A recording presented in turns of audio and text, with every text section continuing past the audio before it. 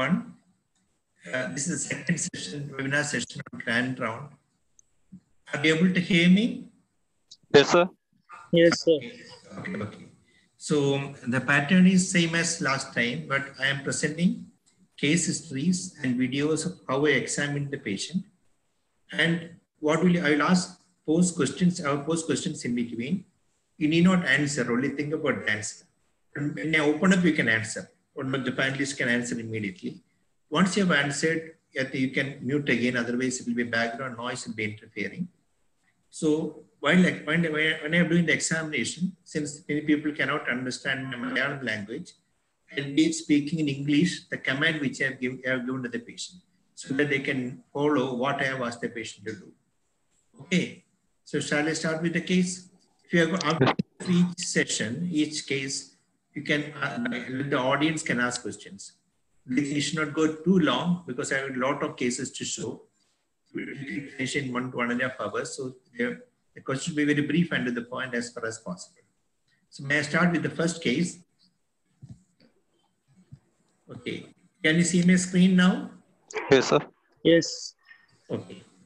Now, this is a story of a 55-year-old diabetic old man was apparently all right till 1 month back. When he noticed bilateral drooping of eyelids when he looked in the mirror in the morning. This was corroborated by his wife as well. For the last 1 week, he noticed diplopia towards the evening. No pain in the eye or the forehead. So this is a video of the patient. This is the doses you can see. Ask him to keep the eyes look upward for a long time to find out any fatigability. The first thing which I thought in mind was ocular myasthenia. But however, there was no fatigability there. And extraocular movements were normal except that the upward movement was slightly restricted. There was no weakness or orbicularis. If you want, I can show the upward movement once again part. Then it will be restricted. Okay. So this patient has bilateral ptosis, which is non-fatigable. There is mild restriction of upward gaze, but did not complain of diplopia and leukemia. Orbicularis oculi were normal, rest of the examination is normal. So I thought ocular myasthenia is one possibility. So as usually I did the ice pack. The ice pack test. There was no improvement at all in this test.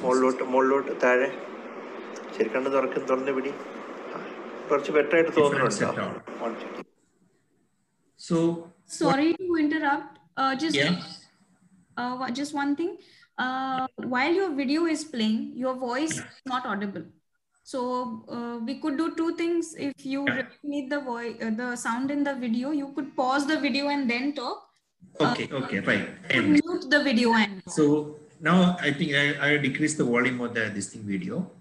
So okay, sir. This you need now. So naturally, I would like to go for an RNS. This is the RNS. RNS showed mild increase in the latency, median, or maybe uncreated carpal tunnel, but that's not what we're interested in. The RNS was negative. There was no decremental response. So what next? Is it possible that bilateral ptosis was detected incidentally, which might have been present earlier? That's a possibility. So then the question came, how to explain his diplopia? Say the patient's relative was asked to bring his old photo.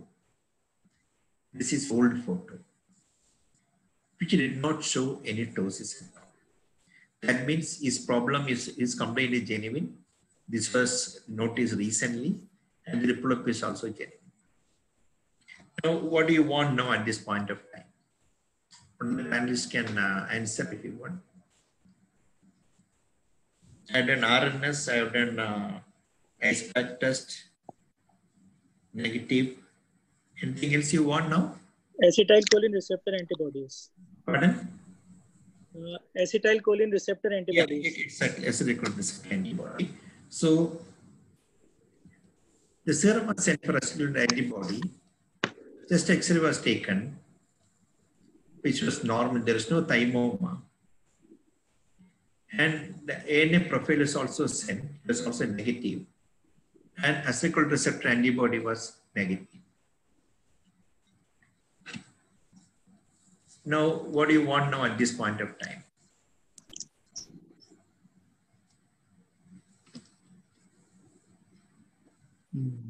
Then ACH antibody negative, RMS negative, ISPAC is negative, XRH is normal.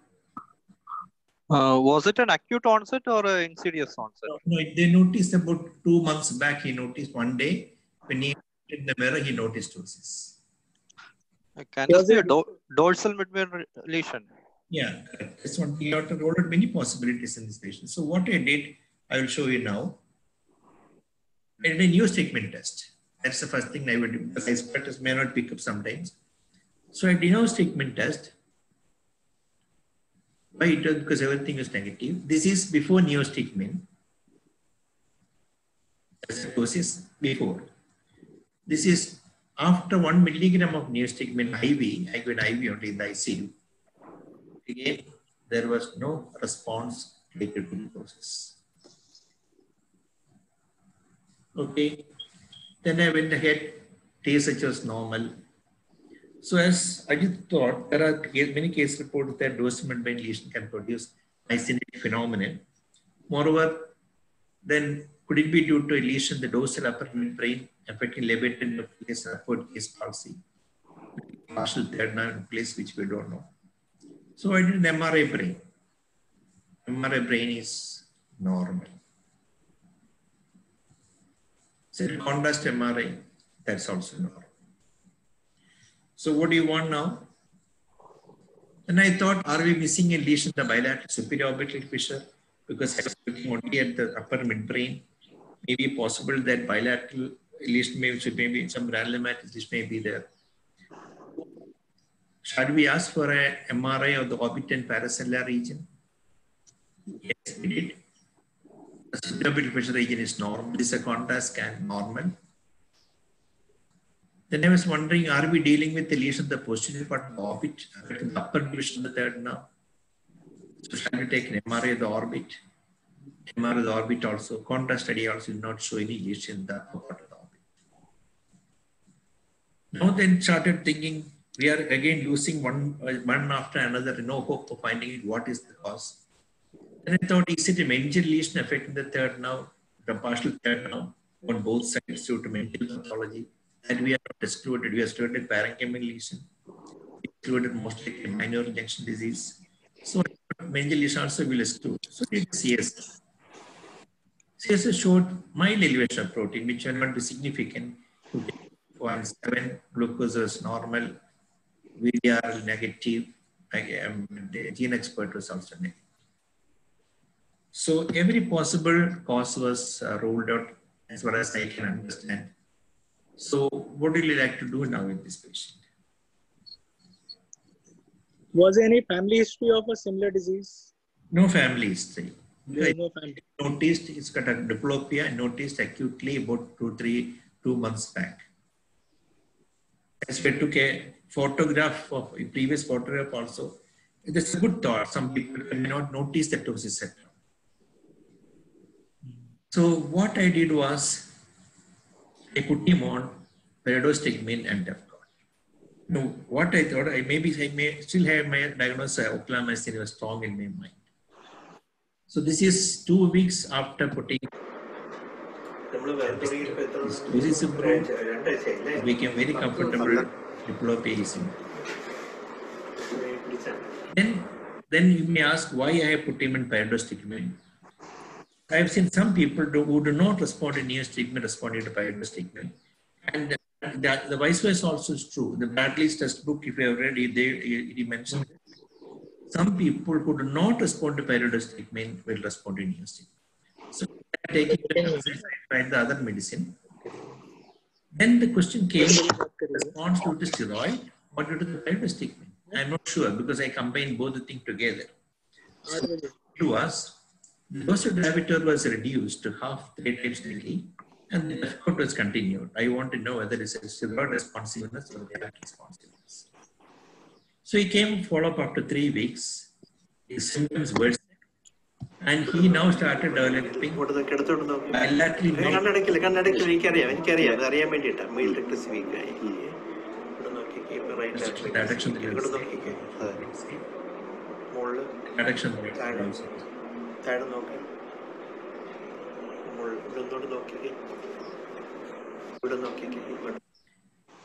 So his doses reappeared. Madhu, just now when you showed the video, what did you say? We couldn't hear. Can you repeat that? And I think you should mute the video. Okay, just 1 minute. So what did you say just now while showing the video? I'll mute the video and then tell once again. Yeah. On Dravitor, he developed diplopia and weakness of bilateral medial rectus and right lateral. He's primary rectus now. We can see left adduction is also restricted, abduction also is restricted. And his doses reappeared.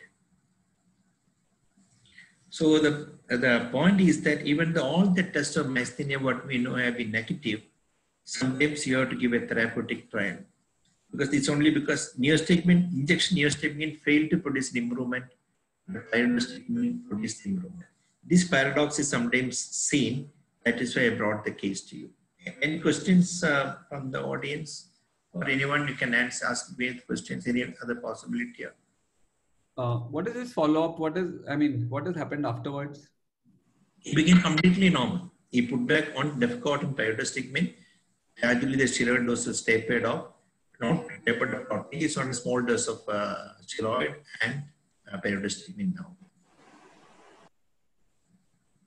My idea was to taper up pyridostigmine later on and maintain him on small doses of steroid too. Okay. Shall I go for next? Difficult. Next. Shall I go to the next case? Yes. Did you do MuSK, sir? Hello? I can hear you. Yeah. Did you do MuSK antibody? No, MuSK antibody at that time, this was 1 year back. It's very difficult to do MuSK antibody. Here, the picture was not like MuSK antibody presentation. The bulbar muscles are not affected. That's why. And another thing will be TSH receptor antibody. Receptor antibody is already done. SH receptor antibody is already done. No, TSH receptor antibody. TSH receptor, I don't know why we have to do that. I have no idea. No, because you did TSH, so you should have done TSH receptor also. Has to do anything with the myasthenia? I don't know. Yeah. But I think it looks more like ocular myasthenia. Yes. Yeah. So, next case then. Okay, I'll go to the next case. I think this case, I suppose. It's a 56-year-old female. Her complaint started 5 months back as facial deviation to the left, ability to close the right eye. It's a right facial palsy. She was put on treatment by somebody and the facial palsy improved. 1 month later, the patient noticed pain and numbness over both shoulder region, which descended to anterior and posterior chest in a jacket-like fashion, suddenly intramural relation. Numbness has been persisting till the time of presentation. So this has started for the last 4 months back started and continues even now when you came to the follow-up and came up with the presentation. Around the same time, that's 4 months back, also noticed numbness over both forehead, which later spread to the cheek, jaw, and finally entire tongue in 1 week's time, and then slowly improved in 2 weeks' time. So given some medication, we do not know what treatment the patient had taken at that time. This is from the history only. This is what she told. 1 month back, patient noticed buckling of the right knee, walking, as well as loosening of the chappal from the right foot, and both lower limb extending up to the knee. Okay. 1 week back, she noticed sources of voice along with irritating soloing and nasal irritation. I can tell the history once again. Combined started 5 months back as right element facial palsy, which improved with treatment. 4 months back, noticed pain and numbness over the chest, anterior and posteriorly, which is persisting even now. 4 months back, same time, she noticed numbness over the face, forehead, tongue, and improved with treatment. Then 1 month back, and 3 months later, she noticed buckling of the right knee and loosening of the chapel from the right foot, numbness of both lower limb up to the knees. 1 week back, hoarseness of voice.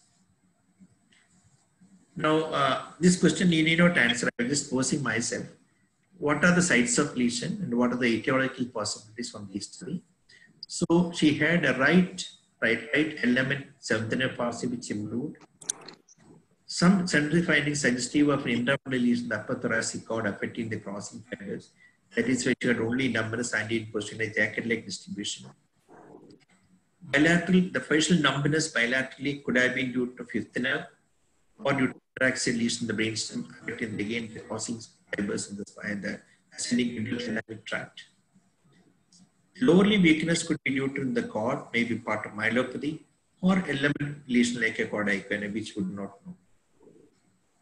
And she's right 10th nerve palsy. This was the local discussion. Multiple sites has to be implicated. So started examining the video of the patient, only the edited video, only showing the corneal positive finding. She had decreased corneal reflux on the right side. What do the increased pain over the V1 distribution of the face? Madhu, why don't you ask the participants to think out? Motor system, the tone was normal. Power normal in both proximal limb and upper limb. The lower limb, there was weakness confined to the right lower limb. Sorry, right lower limb. Yes, power was normal in the left lower limb. The right lower limb, there was weakness of all muscles, but mainly proximal muscles, right hip flexors and those flexors on the right side. Deep reflexes, again, the biceps and supinator were normal bilaterally. Triceps decreased bilaterally and absent finger-flexion reflex. Lower limb knee jerk absent bilaterally, ankle jerks were normal. And also mute. Okay. So I'll tell once again the reflexes, triceps were absent bilaterally, finger-flexion were absent. Knee jerk were absent, but ankle jerks were present. And are mute. Sensory system showed decreased touch and pain from D6 downwards bilaterally. But there was hyperesthesia from D2 to D6. She was having an unpleasant sensation over these terms. Vibration normal in the upper and lower limb, but Johnson's was normal in the upper limb, absent over the toes. Rhombus was positive, spasticity, or Corey spasticity in the right lower limb. I'll show the video of the patient now. Corneal reflex is normal on the left side. Right is decreased. Facial palsy knee state had improved properly, which was earlier. And she had right 10th nerve palsy. The viola is deviated, palate arch is moving towards the left side. And movements were normal. Only power was normal, so I was skipping that part of examination. But weakness of the right lower limb was weak. Knee flexion was weak. Left lower limb was good power. On the right side, right dorsiflexion was also weak. But weakness is more on the hip flexion, process of the hip. Both knee jerks are absent.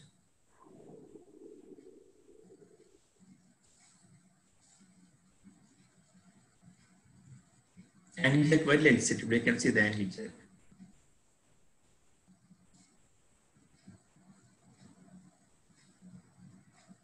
Candor is indefinite. She had positive rhombogism.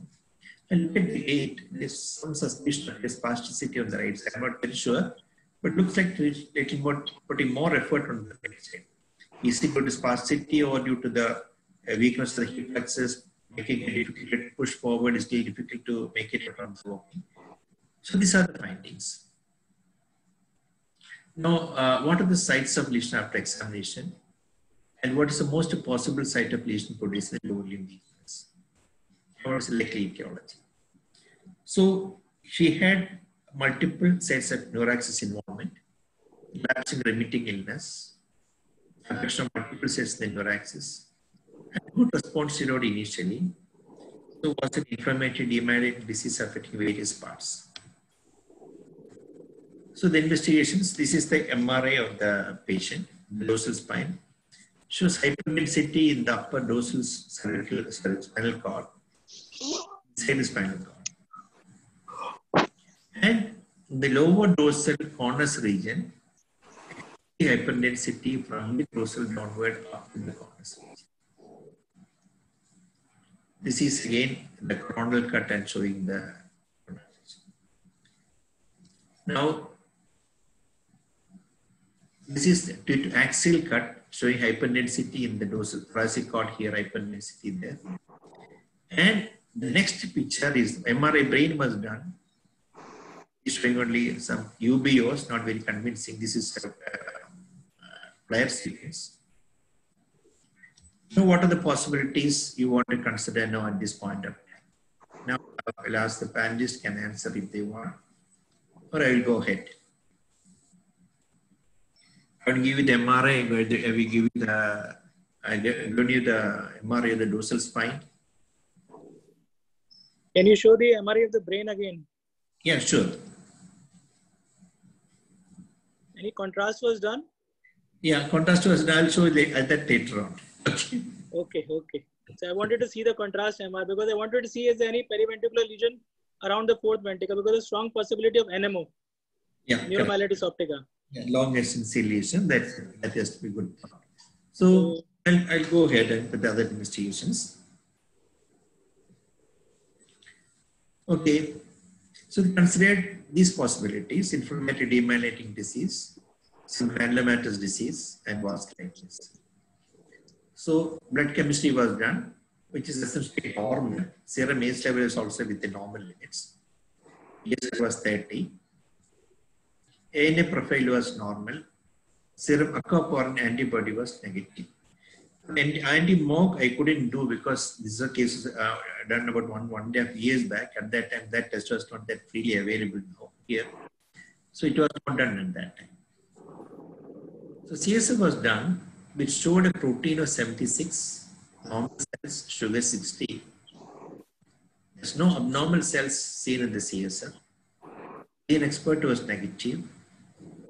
CSF ADA level was normal. OCB was negative in the sense that positive in both serum and CSF with number of bands, so no significance could be given for that. ACE level is also normal in the CSF. Antigen is also negative. Now I will show the crucial investigation. This is MRI of the dorsal spine. I'll show all the MR contrast film and then I'll ask your opinion. It's got enhancing lesion here as well as this lesion is taking down, but that particular film is not there with me. But I will show the axial cut. This is the axial thoracic cord with this is the area of contrast enhancement. For easy to understand, this is the T2 axial. This is the hyperintensity seen anteriorly. This is the hypointensity. Enhancement is seen here, corresponding, almost corresponding cut. Where the enhancement is seen. Now, this is again showing some patchy enhancement dorsal cord. Brain MRI wanted shows some small area of enhancing lesion in the medial temporal lobe. Meninges was found to enhance. Meninges was enhancing and nodular type of, it's not a smooth enhancement. Something like irregular enhancement of the meningeal acumen. Also, you can find the middle was up, the dura enhancing. Not only the dura, the left meninges is also enhancing. See here, you can find out the left meninges is enhancing here like this. You can also really make out it is entering into the segment visual. Something like an exhibit. And this is the right 10th nerve, which is enhancing. Very nice. Now, what do you think is the most likely diagnosis? Did you do a gene probe for CSF TB? Yeah, it was negative. TB workup was negative. Negative. So, sir, two possibilities are there in my mind. Yeah. One is whether it is neurosarcoid. Yeah, correct. The second, whether there is any, infiltrative or malignant disease, which looks a little less likely to at this age. So most likely it's an immune-mediated process with a relapsing remitting course. Yeah, correct. So I think the first one definitely is neurosarcoid. Okay. And second one probably will be IgG correlated disease. Okay, both are perfectly the right possibility. No, but look at the spinal cord lesion was actually in the meninges extending anteriorly to the cord. And typical pattern which you see in sarcoidosis. What would you like to do further? X-rays showed bilateral lymphadenopathy. Just confirmed by CT scan and MRI. And transendotracheal biopsy was done. We showed granulomatosis lymphadenitis sarcoidosis. This is the report of the patient. The patient was put on steroid with remarkable improvement. Now, after 3 months, she is able to walk normally, except for the mild sense, random walking defect, other patients now. So, any questions in this case?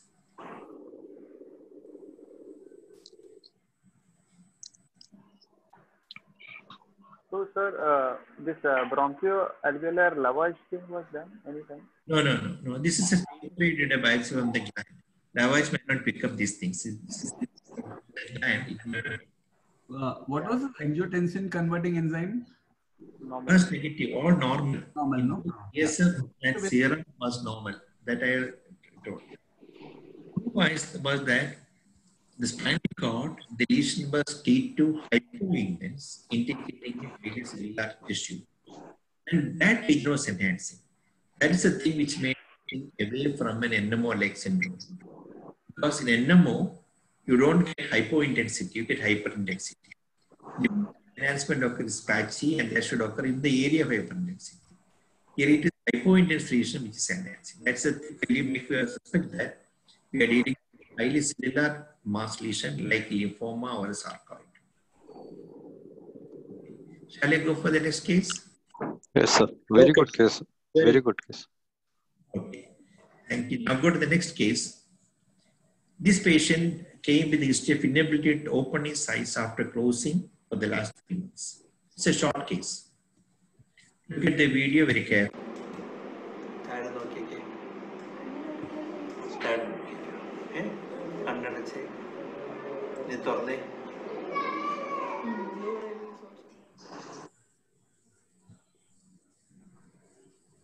Ask him to close the eyes now. Ask him to close and ask him to open again. He could not open. See that difficulty in opening.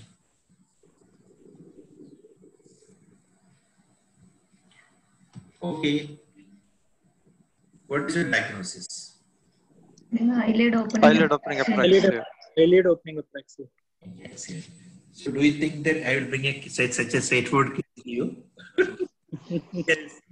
Let us see. Diagnosis apraxia. Let's see the next video. Okay, then you tell me the diagnosis. I'll show the next video now.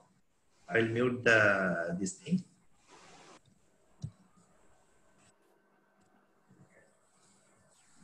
Close again. Look very carefully.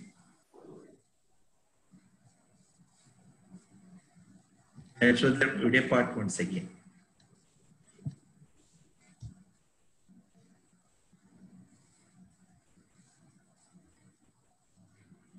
Now, what is the diagnosis?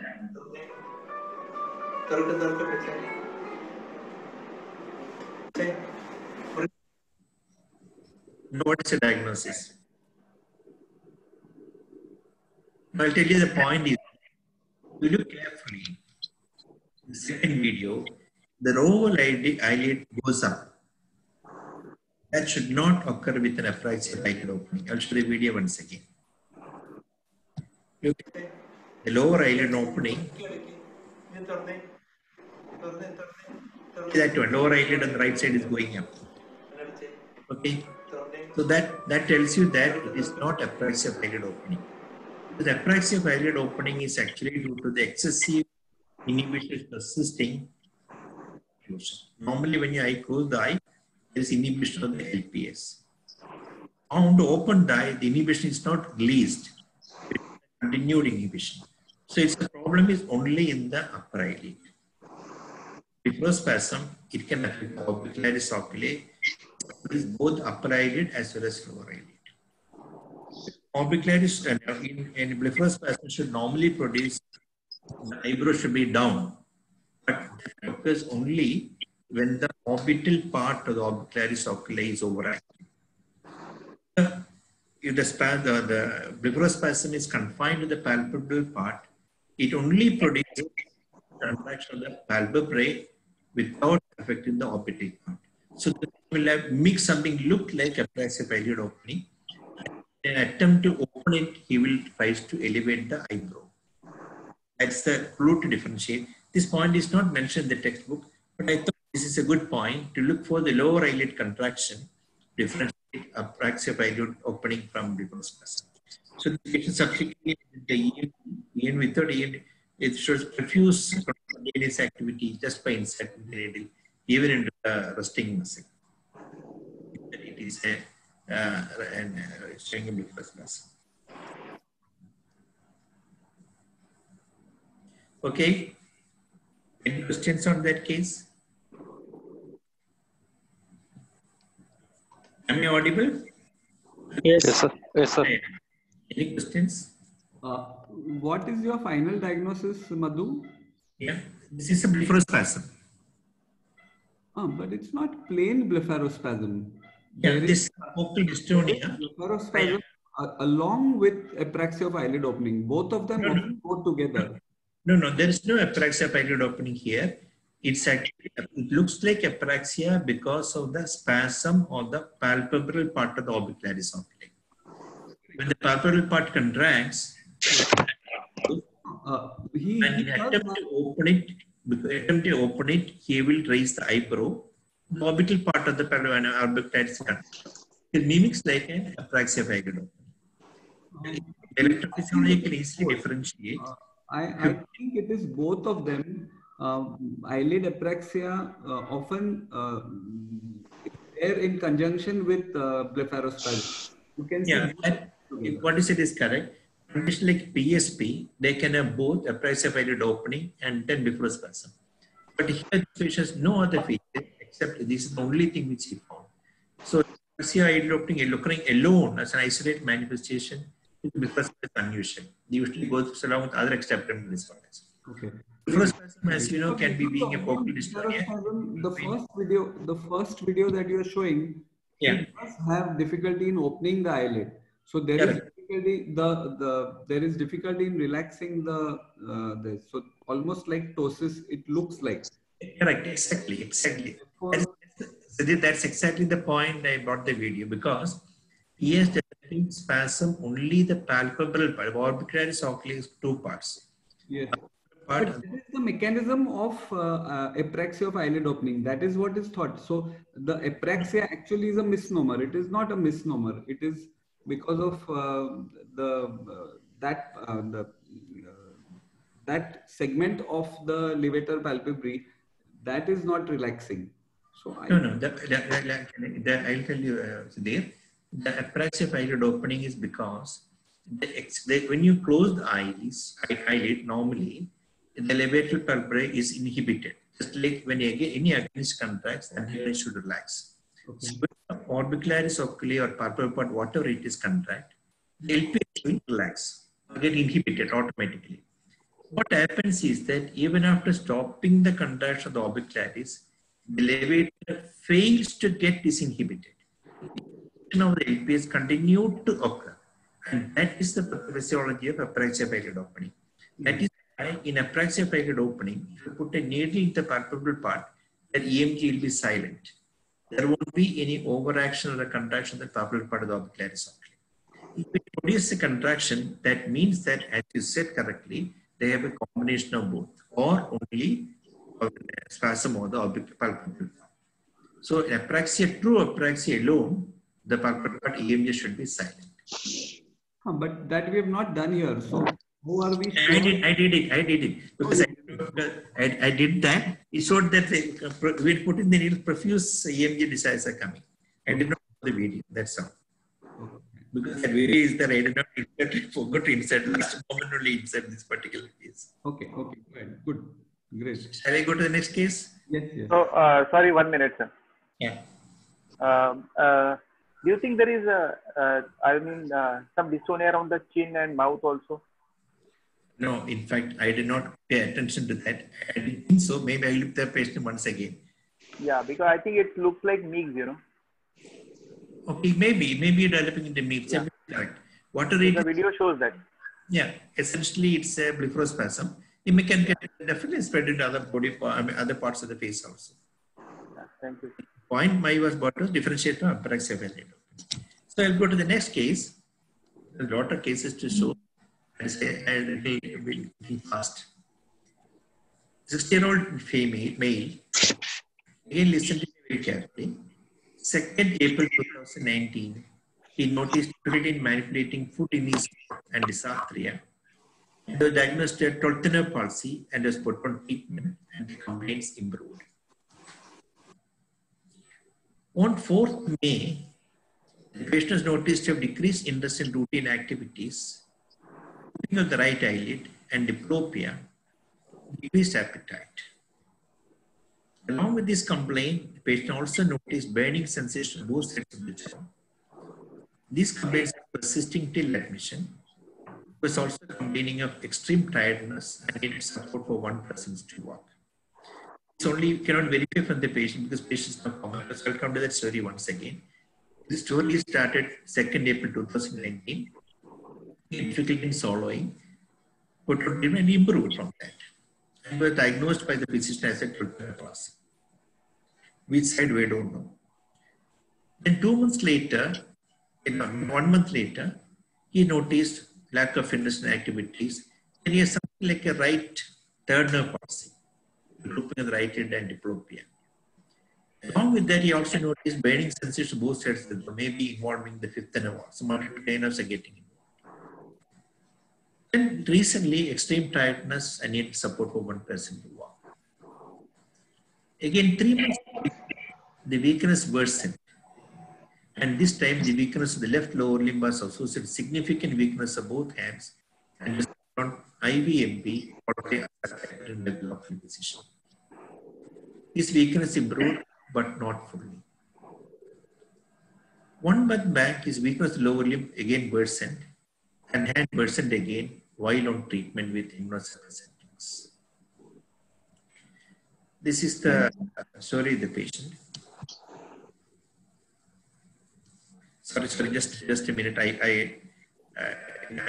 The slide which I showed is pretty different. Just a minute.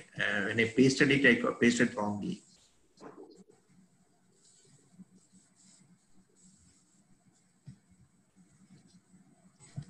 Sorry, sir. Just 1 minute, I'll something.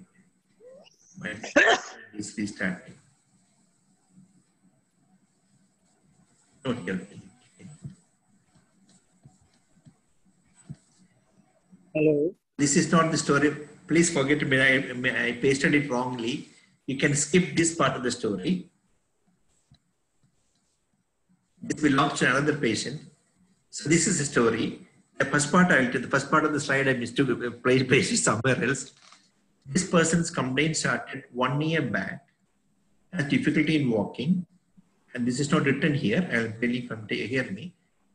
Difficulty in walking and paresthesia of the both feet. He did not have weakness of the upper limbs at that time. He was investigated at the local hospital and was taken, MRI was taken and is put on treatment from which his walking difficulty improved. This is 1 year back. Then 6 months after that incident, his weakness again worsened. This time with mild clumsiness of the upper limb and also numbness of the hand as well as feet. This patient went to the same hospital and was given the treatment again, was put on IVMP again, and the weakness improved. Then 3 months later, that's a present slide. So one slide I mixed was, it's got 1 year back, he had difficulty in walking and numbness of both the lower limb, which improved with IVMP based on MRI finding. I'll show the MRI later on. Then 6 months later, he developed worsening of the weakness. Some improved weakness of upper limb also, but also improved with treatment, partially but not fully. Now the presently, again 3 months later, the weakness worsened. This time the weakness lower limb was also associated with significant weakness of both hands. This time was put on IVMP followed by azathioprine, and the weakness improved, but again not fully. Now 1 month back, his weakness of the lower limbs and hands worsened again while on treatment. Okay, forget about the first part of my story, that is wrong. Now this is the video of the patient.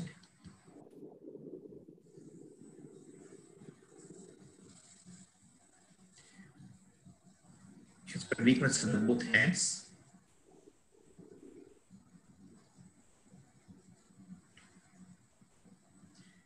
Triceps was normal.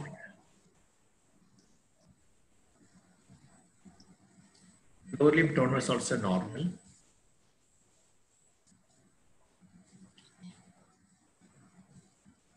Weakness of hip flexors are present.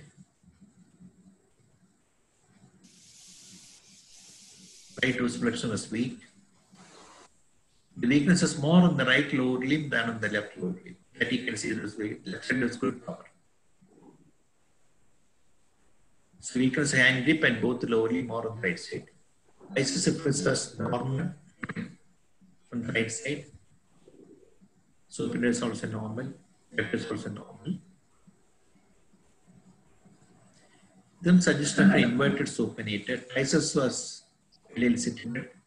That is also brisk. Knee jerk was brisk. Angle was normal.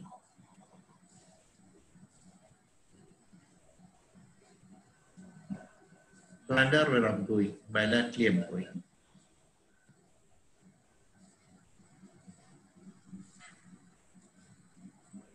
Yes, vibration sense was it was embedded on the left little finger. I don't know how far it's correct. Weakness was more on the right side, but easy decrease on the left side.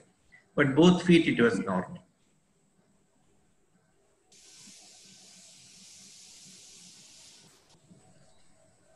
The pain was decreased on the left lower limb.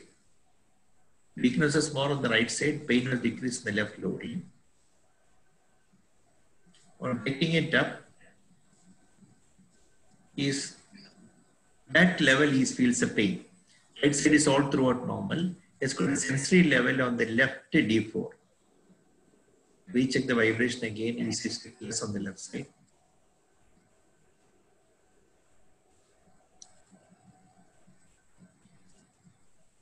That is important. I will narrate the finding once again. Joint punch is normal, right up.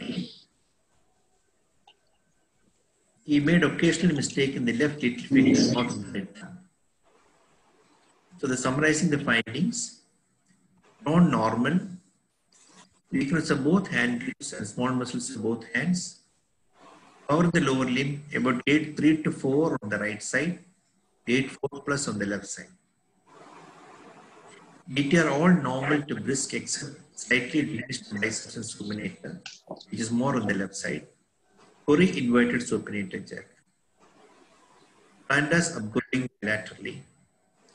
Sensory system had impaired pain up to D4 on the left side, normal on the right side. Vibration pain decreased left little finger compared to the right.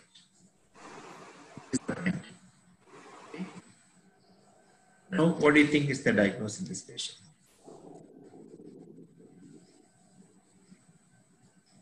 Localization diagnosis.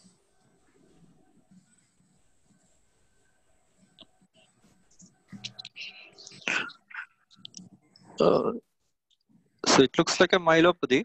Yeah. Sensory level is D4. D4 on the left side, pain level, and Okay. B4 on the right side. Okay. Bipyramidal is there. And we have got a reflex level at the C6 because of the inverted supinator. So speed time is somewhere at that level is there. Okay. So what possibility you like to keep in mind? It's improving with steroid and anyway, I'll show that this is the MRI taken 1 year back in August 2018. This is the T1 weighted sequence. Ajit, if you had seen the case, Nina comment about it. Okay. You must have seen sometime this case. This is the T1 weighted sequence. This is the T2. It shows long hyperdense lesion from here up to this level. This is C2, C3, upper part of C3, 4, 5, 6, and after the C7. This again on the other cut, the lateral cut, you can see. There is a disc bulge at this particular level you can make out here. Again, this is another film showing the hyperdensity there. This axial cut, the hyperdensity is more seen on the right half of the cord. As suspected clinically, is more on the right side. As Spinothalamic sensitive left side up to D4. So this is again another axial cut. This is C5, C6. This is C6. This again C6 axial cut. Hyperdensity you can very well make out inside the cord. 6, 7 again you can make it out.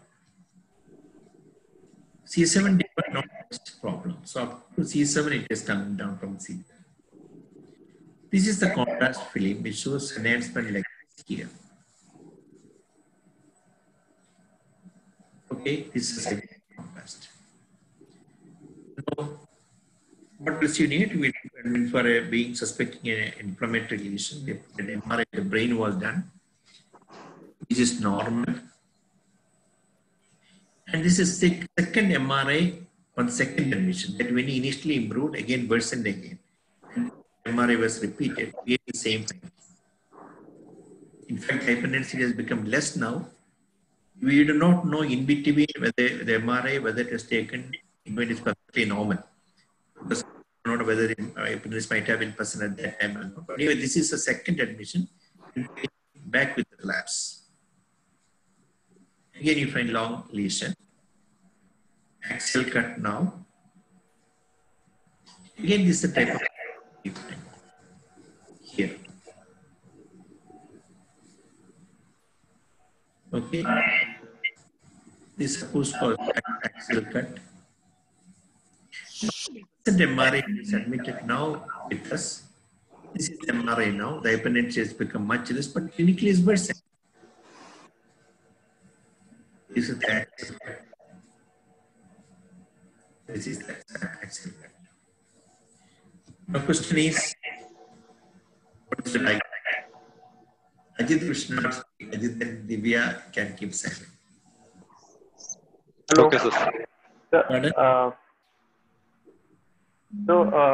Can I? Yeah, please. Yeah. So this looks like that pancake enhancement in cervical spondylosis. Okay, very good.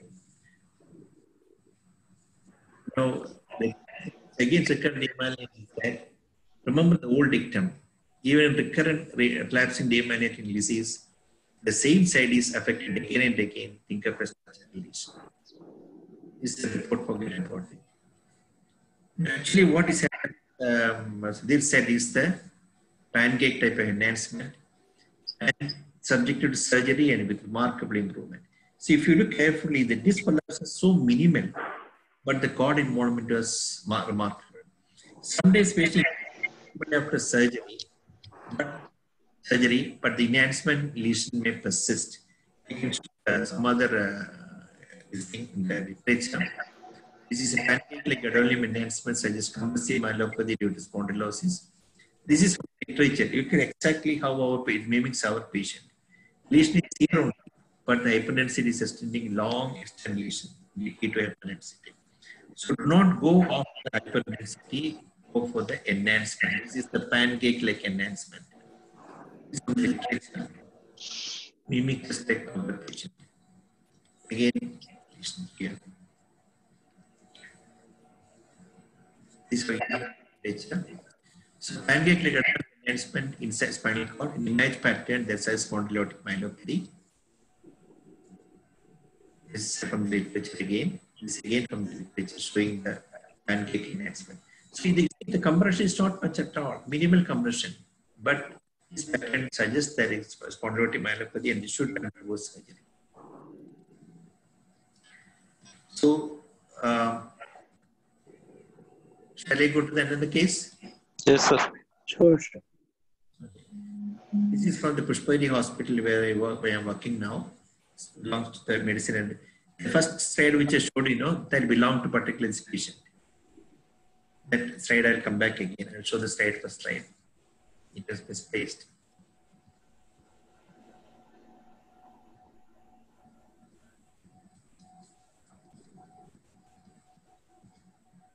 This is 2nd April 2019. This patient had difficulty in manipulating food in his mouth and dysarthria.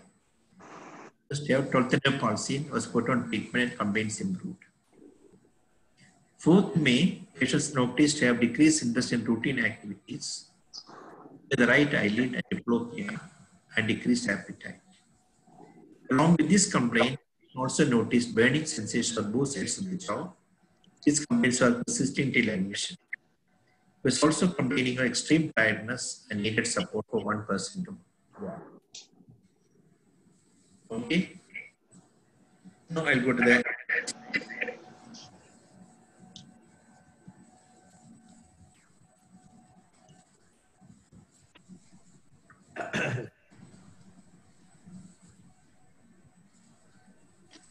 On 8th May, the patients noticed a weakness in the left upper limb, difficulty in walking, and got admitted in the hospital.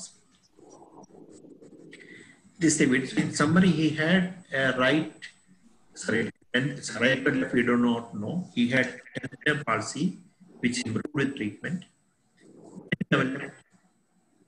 Numbness of the face and right third nerve probably with fatigue and tiredness. It did not improve, it is persisting. Now progressive difficulty in walking and altered sensory fatigability. Just fever. So this is a story, a weakness of left lower limb, and this is the video of the patient. This is when we saw the patient in the hospital. He was drowsy, almost stupid. Oculocephalic, you see, he's got left lateral rectus weakness. Other movements are normal. Left lateral subduction is weak. Vertical movements are also quite normal. There is no obvious third nerve palsy now. He had weakness of both upper and lower limb. It is more pronounced on the left side.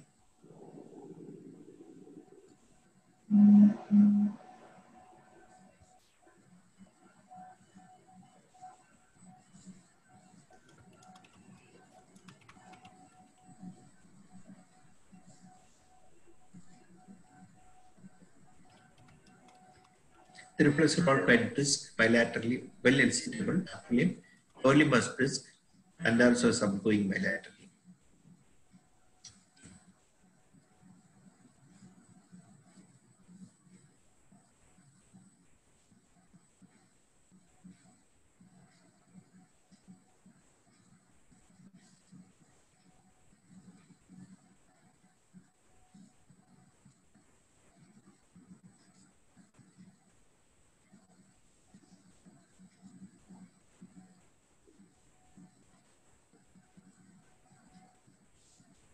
So he had no neck stiffness. So on examination, was severely drowsy, pupils normal, plus left 6 palsy. That could not be tested. Motor system flacidity of both upper and lower limb with weakness more on the left side. No neck stiffness. So clinically, I thought could be weirdly with a chronic meningitis. Probably the partial improvement might have been due to the steroid which I received. So that's what I thought. So see the investigations now. His total count was 41,100. Eosinophil is 48%. ESR 60 millimeters. So but a profound is peripheral eosinophilia. Serum protein normal, serum creatinine was high, 2.4. This is second day. The total count went up very high. Eosinophil count is 45, ESR was 16. Priyanka was positive. Microscopic protein is positive. Sayenga was borderline. Peripheral smear showing mild normocytic normochromic anemia, moderate to severe leukocytosis, severe eosinophilia, and moderate thrombocytopenia. No abnormal cells seen in the peripheral smear. Now, how to explain the neurological deficit? So, he wanted an MRI done. This is the MRI of the patient. Bilateral watershed infarct in the internal carotid MC. This is acute infarct. This is the tire. This is the tire sequence. This is the contrast. No contrast enhancement of the lesion seen. Angiogram, MRI angiogram was done, which is normal. Okay, I think this case was also seen. Ajit and Divya have seen this case.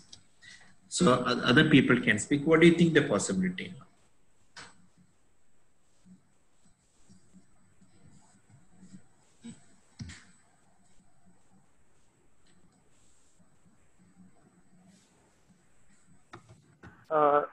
Is it like a hypercoagulable state kind of stroke?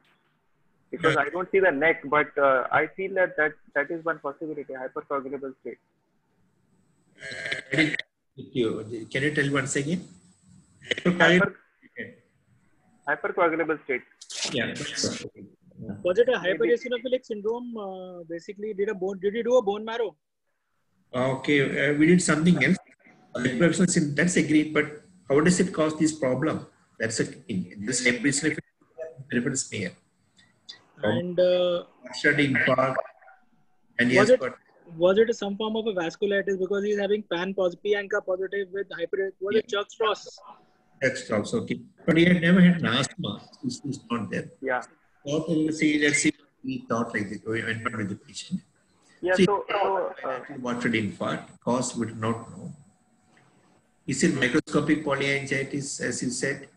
Yes, it could be a. It could be a well known variant of that it can produce multiple cerebral infarction. DPA can produce. So we did an echocardiogram. There was no evidence of an SP, and chest X-ray showed this problem. Oh. But the mass lesion there in the chest X-ray.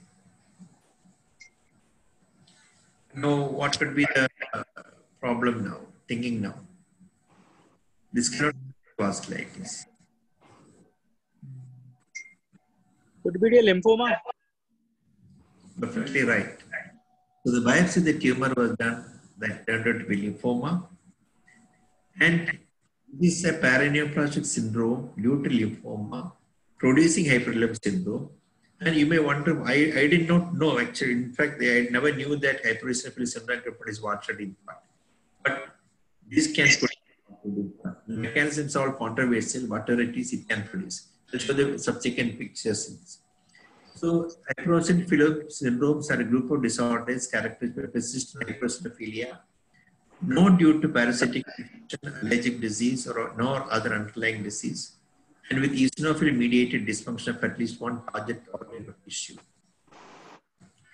This is the article, watershed tertiary infarct in non-hemodynamic significant stenosis, hypereosinophilic syndrome, and impaired cerebral washout theory. This is literature. Another hypereosinophilic producing watershed infarct, exactly like our patient. So second, I checked upon that. The mechanism postulated from my may not be convincing. They say that it's due to the microembolic emboli going on to the border zone area. There's postulated. Why should emboli occur? We don't know. This is what we postulated. The major mechanism proposed as the distal microembolia from endocardial fibrosis and local cerebrovascular thrombi. This is another case. So this is the paraneoplastic hypereosinophily in peripheral T-cell lymphoma, not otherwise described. So this is one case of lymphoma producing hypereosinophilia.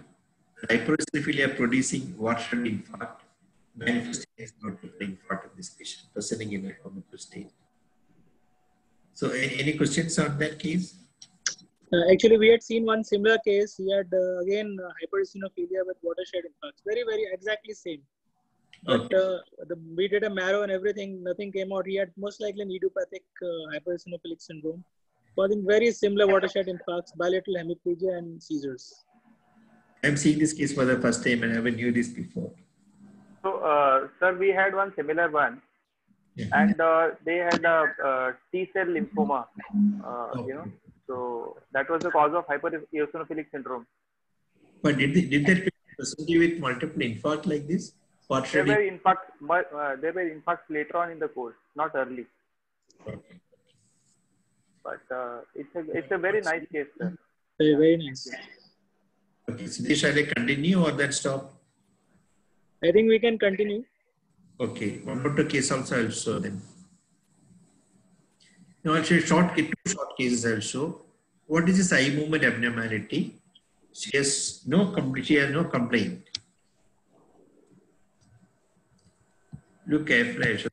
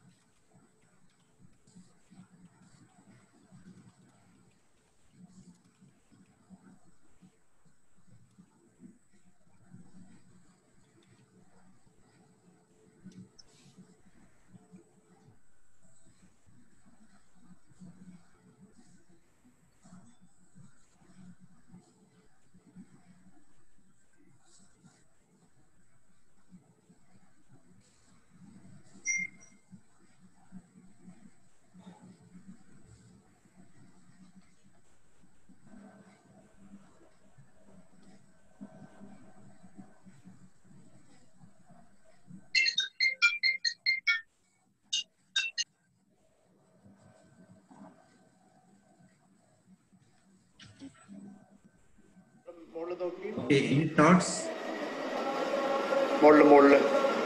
Any thoughts?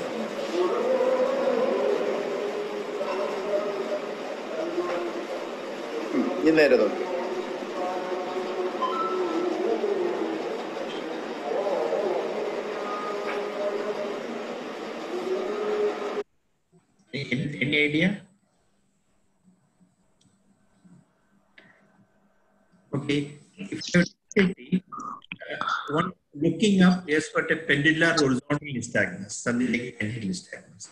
The thing is, on looking down, you find seesaw. Yeah, the seesaw. This is nystagmus. This is a congenital type of seesaw nystagmus can be congenital, in which both components need not be there. Usually, seesaw nystagmus will have upward movement with upward eye going into intorsion and downward eye going into extorsion. In congenital seesaw, either it may be up and down or only rotational. As in this case, only rotational. And it's got looking up, it's got a horizontal nystagmus. It's a combination of congenital horizontal pendular nystagmus and a congenital seesaw nystagmus. There's no other problem complaint better than this. Okay, I'll stop with one more case.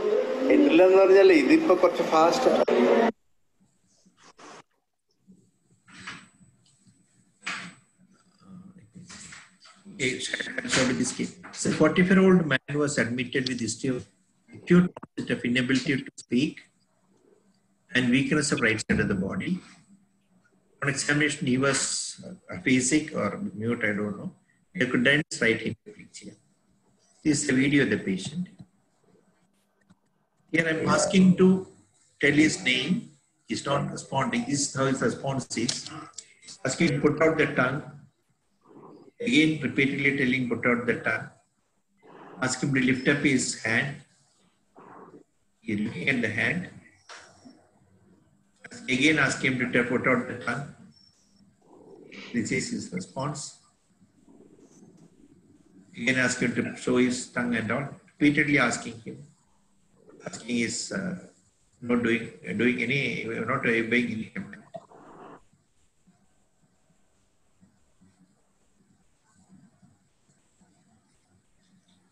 Ocular movements are normal.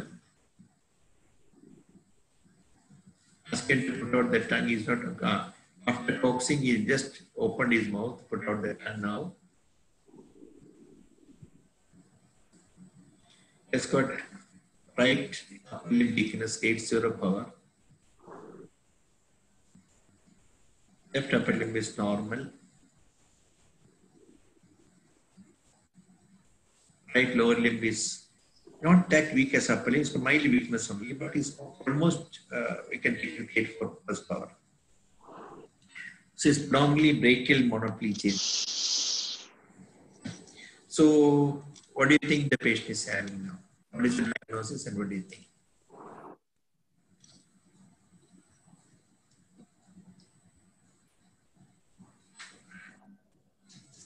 Let him see in fact. Hello, am I audible to you? Yes, yes. Yes, sir.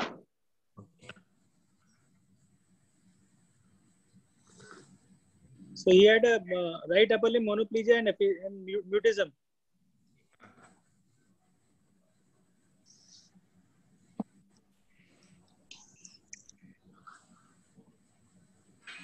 Acute onset. Acute onset, right? Was he able to protrude his tongue out? No, he protruded it after coaxing. Now he protruded just now. He protruded it now. You saw him protruding it out. Once he protruded it out. Can it be an opercular syndrome? Opercular syndrome. Okay. I mean, never had any past history of any weakness or opposite side. Still can be opercular syndrome is one possibility. But he had no problem putting out his tongue. That's what I was asking. So. Is it could it be a subcortical motor aphasia? Okay.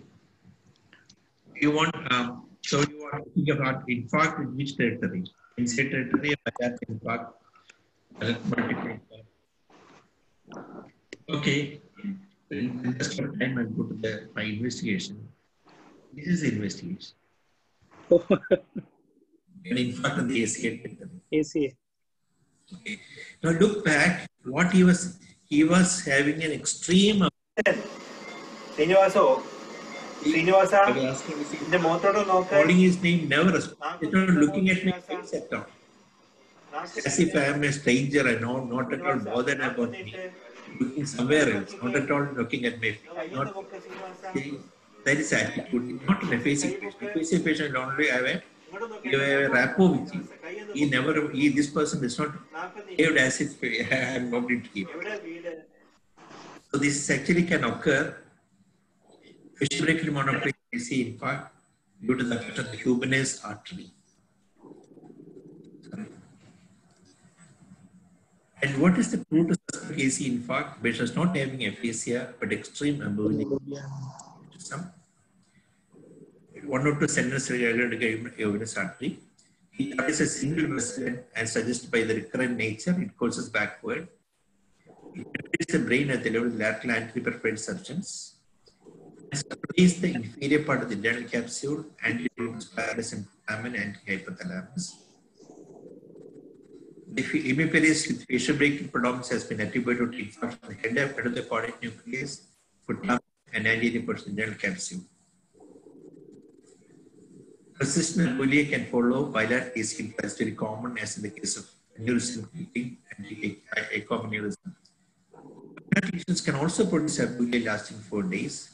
The specific damage is causing embolia is uncertain. Cingulate gyrus, supplementary motor area, and chronic nucleus. So I think I will stop here.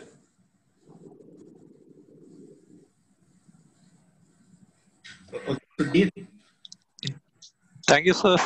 It has been a wonderful collection of cases, sir. Sudhir has left or present there?